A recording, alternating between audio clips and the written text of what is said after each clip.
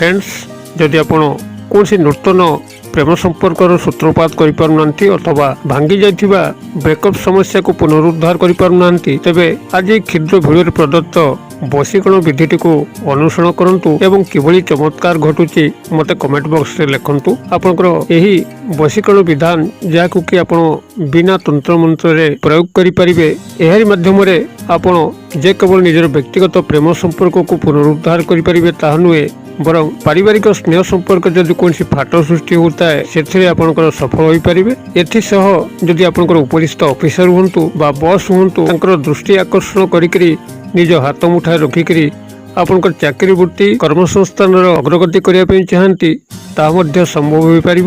एभली कि जदि कौन शत्रु आपंकर पीछा लगी थाए तेबे ताकू चिरदिन आपंकर हाथ मुठा रखिकी तार शत्रुतार कबलू आप निजक रक्षा करें। यही तंत्रोक्त वशीकरण विधानटी को आप निजर इच्छा अनुसार व्यवहार करी निजर व्यक्तिगत कल्याण साधन करें। तेबे एथिपाई जहाटा नियम विधि रोची प्रथम एक क्षुद्र भिडियो माध्यम भल भाव बुझी नियंतु एवं तदनुजाई यार प्रयोग विधि करंतु देखिबे गोटे थरे ही आपण सफलता लाभ करेंगे। तेबे चमत्कार वशीकरण विधिटी को आपण उपस्थापन करने पूर्व क्षुद्र निवेदन जदि आपंकर यही भली कंटेंट रुचि रोची एवं आम चैनल को प्रथम बार आछंती तेबे चैनल कड़े थिबा लाल कलर सब्सक्राइब बटन को क्लिक करी बेल आइकन को क्लिक करी एवं ऑल नोटिफिकेशन पर क्लिक करी चैनल टी को सब्सक्राइब कर नियंतु जेभली कि आम जेतल आपण सेवारे एभली तंत्रमंत्र वीडियो अपलोड करिवो तार सर्वप्रथम नोटिफिकेशन आपण पाखरे पहुँचबो एवं से सब को आपण सर्वादूर देखिकी किसी ज्ञान आहरण करेंगे। तेज फ्रेंड्स एवं नजर पकेबा यह शक्तिशाली वशीकरण विधान जहाँ माध्यम कि जे केवल आप निजर व्यक्तिगत प्रेम संपर्क को सुदृढ़ करेंगे ताहा नुहे एवं भांगी जाइथिबा प्रेम संपर्क को पुनरुद्धार करेंगे। एथिसह पारिवारिक स्नेह संपर्क जोटिकी कौन सदस्य मान आपंकर भल मेल खाऊना पति पत्नी मान मध्य योजन योजन दूरत्व रोचे से क्षेत्र में आप विपुल सफलता प्राप्त करेंगे। अथवा चाकरी वृत्तिगत क्षेत्र में जदि उपरिस्थ ऑफिसर हूँ बा कर्मचारी महल हूँ क्या निज हाथ मुठा रखिकी आपंकर चाकरी स्थायी सुविधा प्राप्त करने चाहती ताहा संभव हो पार।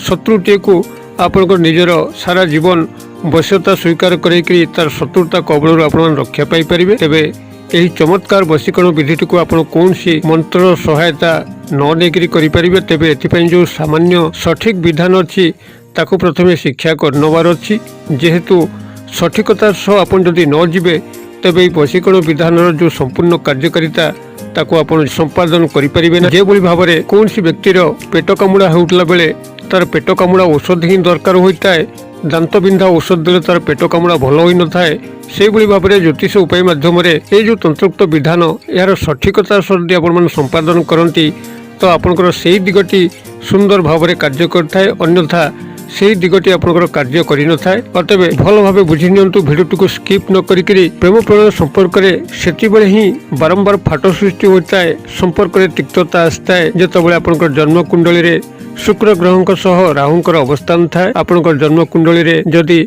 तृतीय घर सप्तम घर एवं द्वादशतम घरे कौन सी विभ्राट थाए तेबे आपंकर स्नेह संपर्क में बारंबार फाट सृष्टि होता है एवं एतिक बेले ही आपंकर त्वचा रुक्षता आसीबा नख चारिक जाक असुंदर देखा नखर औज्ज्वल्यता कमी कमी आसीबा बिना शीतरे ओठरे फाट सृष्टि होबा हस्तरेखारे मलिनता आसीबा एभली जदि आप लक्षण प्रकाश पाऊे तेबे जानी जातु आपंकर संपर्क में फाट सृष्टि होगा निश्चित। आपंकर प्रेममय संपर्क में गभीर असंतोष लगी रहा सुनिश्चित अटे। आपंकर पारिवारिक स्नेह संपर्क में कौन न कौन विभ्राट एथपाई सृष्टि होता है। अथवा ये जो आपन जो उपाय टी प्रदान कर वशीकरण विधिटी को शेयर करुच्ची यार माध्यम आपंकर शुक्र ग्रह अत्यंत बलिष्ठ हेबे जहाँद्वारा कि आपण जीवन में स्नेह प्रेम समस्त आकर्षण जागी उठिबो। शुक्र ग्रह जो भाव में आपन को स्नेह प्रेम संपर्क को सुदृढ़ करते से भाव में जीवन में समस्त धन ऐश्वर्य विलास व्यसन को जोगी था। अतएव यही क्रिया माध्यम आपण समस्त प्रिय भाजन होगा सह माता लक्ष्मी आशीर्वाद लाभ करेंगे। जीवन में धन ऐश्वर्य सुख विलास व्यसन अधिकारी हो पारे। तेज आपण मैंने यही क्रियाटी को जेकोसी गुरुवार दिन किंबा शुक्रवार दिन ही प्रयोग करेंगे। एथिपाई जो सामग्री आवश्यक भल भाव शुणु। प्रथमतः 7 इंच लंब और 7 इंच ओसार गोटे सादा कागज को संग्रह करंतु जो थी कौन गार पड़ न किसी केशर ଯାହାକି ଆପଣଙ୍କର ପାଖରେ ପୂଜା ସାମଗ୍ରୀ ଦୋକାନରେ ମିଳିବ ସେଠାରୁ ସଂଗ୍ରହ କରନ୍ତୁ। ସେମାନଙ୍କୁ କେଶର ମାଗିଲେ ଆପଣଙ୍କୁ ଦେଇଦେବେ। ସେହି କେଶରକୁ ଆଣିକରି ଆପଣଙ୍କର ଭଲ ଭାବେ ବାଟିକିରି ଗଙ୍ଗା ଜଳ ସହାୟତାରେ ଯେଉଁ ମିଶ୍ରଣଟି ପ୍ରସ୍ତୁତ କଲେ କାଗଜର ଗୋଟିଏ ପାର୍ଶ୍ୱରେ ତାକୁ ଭଲ ଭାବରେ ଅଠା ଭଳି ମାରି ଦିଅନ୍ତୁ ଏବଂ ତାକୁ ଖରାରେ ଶୁଖାଇ ନିଅନ୍ତୁ। ଖରାରେ ଶୁଖିଗଲା ପରେ ଆପଣ ଏକ ଲାଲ ମାର୍କର ପେନ୍ ସହାୟତାରେ ଏହି ଯେଉଁ 3 ଗୋଟି ଅଙ୍କ କହୁଛି ଏହି 3 ଗୋଟି ଅଙ୍କକୁ ସେଇଠି ଲେଖିଦିଅନ୍ତୁ ଏବଂ ଅଙ୍କ 3ଟି ଆପଣ ଲେଖି ସାରିଲା ପରେ ପ୍ରତ୍ୟେକ ଅଙ୍କ 3ଟି ଉପରେ ଆପଣ ନିଜର ଜିଭକୁ ଥରେ ଲେଖା ସ୍ପର୍ଶ କରି ନିଅନ୍ତୁ, ଅର୍ଥାତ୍ ସେ 3 ଗୋଟି ଅଙ୍କକୁ ଆପଣ ଅଇଁଠା କରିବେ। ଏଇଭଳି ଭାବରେ ତାକୁ ଅଇଁଠା କରି ସାରିଲା ପରେ ଏହାର ଯେଉଁ ଅପର ପାର୍ଶ୍ୱଟି ରହୁଛି, ଯେଉଁ ପାର୍ଶ୍ୱରେ ଆପଣମାନେ ଏହି କେଶର ବଟାକୁ ବୋଳି ନାହାନ୍ତି, ସେହି ପାର୍ଶ୍ୱରେ ଆପଣ ଯାହାକୁ ଏହି ବଶୀକରଣ ବିଧିରେ ସାମିଲ କରିବା ପାଇଁ ଚାହୁଁଛନ୍ତି, ସେ ପୁରୁଷ ହୁଅନ୍ତୁ ବା ନାରୀ,